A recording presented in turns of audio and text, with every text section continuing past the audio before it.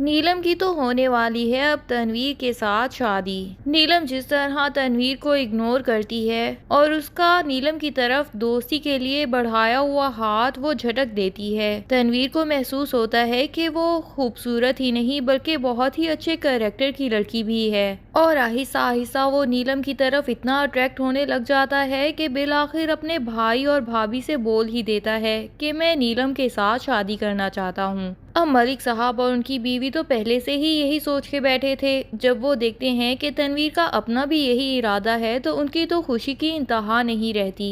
इधर पिंकी भी बहुत खुश होती है क्योंकि वो टीचर नीलम को हर टाइम अपने घर में देखेगी। इससे ज्यादा बढ़ के उसके लिए और क्या खुशी हो सकती है। जीनत जब देखती है कि जुबैर बहुत ही बुरी हालत में है, उसके तो दिलो दिमाग से जुबैर की ये हालत निकलती ही नहीं। कहीं तो उसका दिमाग उसे पुरानी बुरी यादें याद दिलाता है कि कैसे जुबैर ने और उसके घर वालों ने तुम्हारे साथ जिंदगी में कभी कुछ अच्छा नहीं किया बल्कि तुम्हारी भलाइयों का भी इतने बुरे तरीके से जवाब दिया कि जैसे तुम हमेशा उनके साथ लड़ती रहती थी और बुरी किस्मत लेके आई हो तो इसमें भी तुम्हारा ही कसूर है। अगर बेटियां पैदा हुई हैं तो वो भी तुम्हारी ही वजह से हैं। घर के काम चुपचाप करती जाओ और उसके बाद हमें उन कामों में कीड़े निकालते हुए देखती रहो, लेकिन उसके बावजूद एक लफ्ज़ शिकायत का मुंह से ना निकालो। यहाँ मुंह से शिकायत निकली नहीं कि तुम्हारे सारे किए कराए पे पानी फेर देंगे और उसके बाद तो तुम्हें बदनसीब, गरीब, लालची होने के साथ साथ बदजुबान बहू का भी खिताब दे देंगे। जीनत जब ये बातें याद करती है तो उसका दिल ही नहीं चाहता कि उस घर के लोगों से दोबारा उसका जिंदगी में कभी सामना हो, लेकिन जुबैर की वो हालत देख के वो अपने दिल को रोक नहीं पाती क्योंकि जुबैर से कहीं ना कहीं वो मोहब्बत तो करती ही थी। आखिर वो इसका शौहर था, तभी तो उसके सारे जुल्म ज्यादतियां बर्दाश्त करने के बावजूद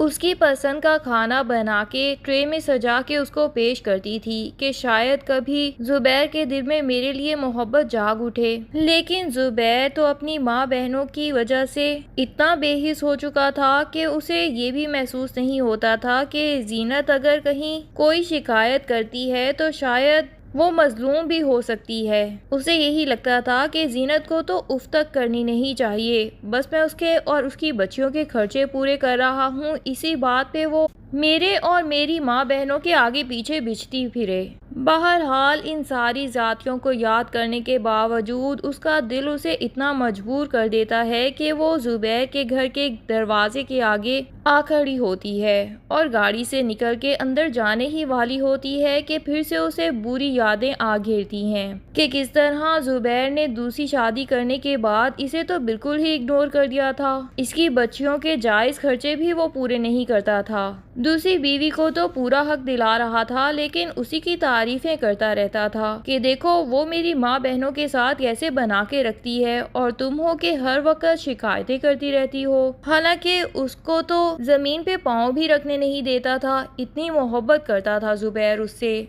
और फिर जब जीनत ने अपना हक मांगा और साफ साफ कहा कि जहांगीर भाई का काम करना मेरा फर्ज नहीं, अगर मैं अपने शौहर और उसकी माँ बहनों के काम करती हूँ तो जहांगीर भाई का काम करना तो इस हिसाब से सिद्रा का फर्ज है। तो इस बात पे जुबैर समेत उसकी माँ बहनों ने भी उसको इतनी सुनाई थी कि उसके कान अभी तक जल रहे हैं वो बातें याद करके। और उसके बाद जुबैर ने इसको और इसकी बच्चियों को धक्के मार के रोड पे खड़ा कर दिया था।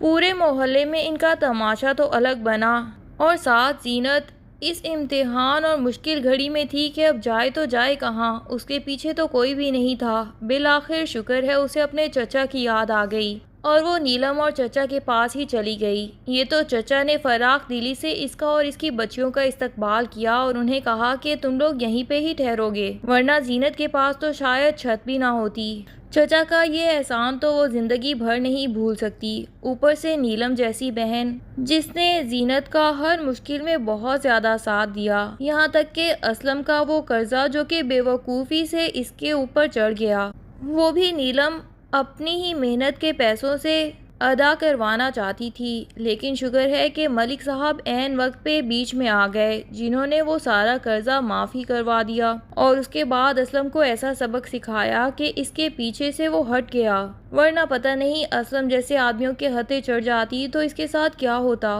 वो तो उसे किसी ऐसे रास्ते पे लगाना चाहता था जिसकी बदौलत जीनत ज़माने में दोबारा अपनी शक्ल भी ना दिखा सकती, लेकिन यहाँ डॉक्टर साहिबा और मलिक साहब जैसे कुछ लोगों की मेहरबानी है, जिनकी वजह से वो ज़माने में सर उठा के चल सकती है और माजी की सारी तलखियों को भुला चुकी है।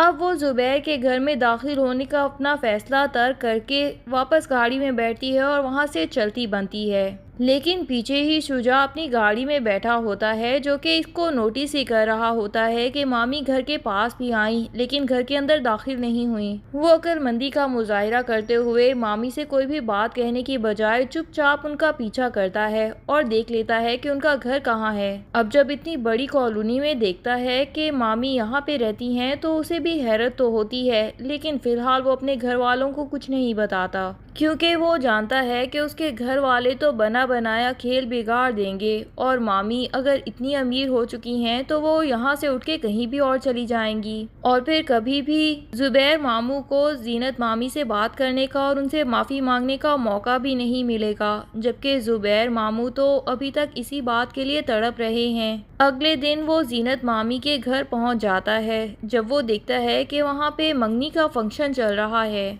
और सब लोग जो कि पहले बहुत गरीब हुआ करते थे वो इतने अच्छे खासे कपड़ों में, इतना अच्छा सा फंक्शन। शुजा तो ये सब कुछ देख के हैरान हो जाता है कि अचानक जीनत की उस पर नज़र पड़ती है। जीनत शुजा से बहुत ही अच्छे तरीके से बात करती है और शुजा उसे बताता है कि क्या क्या घर में हो गया और किस तरह ज़ुबैर मामू अब हर वक्त आपको और बच्चियों को याद करते रहते हैं। जीनत बहरहाल उससे कोई वादा नहीं करती कि वो ज़ुबैर से मिलने जाएगी और उसका ऐसा कोई इरादा भी नहीं। अलबत्ता वो उसे अच्छे से खाना पेश करती है और बहुत अच्छे तरीके से उसके साथ मेहमान नवाजी की जाती है। उसके बाद शुजा घर चला जाता है। अब तो शुजा चाहता है कि वो घर वालों को लाजमी जीनत के बारे में बता दे। उधर सितारा जब देख लेती है कि भाई जी के ऊपर मुश्किल वक्त है तो उनके पैसे चुरा के वहाँ से भाग निकलती है और कामयाब भी हो जाती है। उनसे मीलों दूर चली जाती है, लेकिन उसे समझ नहीं आता कि अब कहाँ जाए। दुनिया का ऐसा कौन सा कोना है जहाँ वो भाई जी से छुप सकती है। पहले तो फिर भी जहांगीर उसके साथ था तो उसे तसल्ली थी कि सारी टेंशन जहांगीर ने अपने सर ली हुई थी कि इसे महफूज जगह पे लेके जाएगा, लेकिन अब तो वो बिल्कुल अकेली है, उसे कुछ भी समझ नहीं आता। बहरहाल इसी बात पे खुश हो जाती है कि उस बुराई के घर से तो बाहर निकली। उधर असलम है कि जो कि दुकान में माल तो डलवा देता है, लेकिन अब वो दुकान को अपने नाम करवाना चाहता है। दुकान में पहले जिन लोगों के शेयर्स थे उन सबको तो वो ज़ुबैर के पास भेज देता है कि भाई पुराने मालिक से ही पूछिए, उनके साथ आपका हिसाब किताब होगा। उन्होंने मुझे तो पूरे पैसों पे ये दुकान बेची है और मुझे ऐसा कुछ नहीं बताया कि यहाँ पे किन किन लोगों के शेयर्स हैं, लेकिन आगे का पूरा फ़ायदा वो खुद ही उठाना चाहता है। साथ ही सिद्रा को भी मिला लेता है और उसे कह देता है कि मैं तुम्हें बरी में तो कुछ नहीं दिलवा पाऊंगा, क्योंकि जितने भी पैसे थे दुकान में माल डलवाने के लिए लगा दिए। बहरहाल मुझे तुम्हारी कुछ मदद चाहिए, उसके बाद यकीनन हम अच्छे से शादी कर पाएंगे। और सिद्रा को फोर्स करता है कि तुम माँ से कहो कि ये घर बेच के तुम्हें तुम्हारा हिस्सा दे दें। अब ये तो वो जानता है कि माँ भी इसी पे भरोसा करती हैं। अगर ये घर बिकवाएंगी भी तो असलम के ही जिम्मे ये काम लगाएंगी और उसके बाद सिद्रा से ज्यादा वो बाकियों का भी हिस्सा बटोर के यहाँ से चलता बनेगा। ज़ुबैर तो बार बार माँ और बहनों को समझाता है कि दूसरी बार शादी कर रहे हैं, सोच समझ के कीजिए, लेकिन ज़ुबैर की बात यहाँ सुनना ही कौन चाहता है। बहरहाल जब तक ज़ुबैर की बात इन लोगों को समझ आएगी तब तक बहुत देर हो चुकी होगी। सिद्रा का बुरा अंजाम देखने के लिए ड्रामे की अगली किस्तों के साथ जुड़े रहिए। तब तक के लिए अल्लाह हाफिज। वीडियो पसंद आए तो लाइक एंड कमेंट जरूर कर दें और चैनल को सब्सक्राइब करना न भूलिए। Thank you.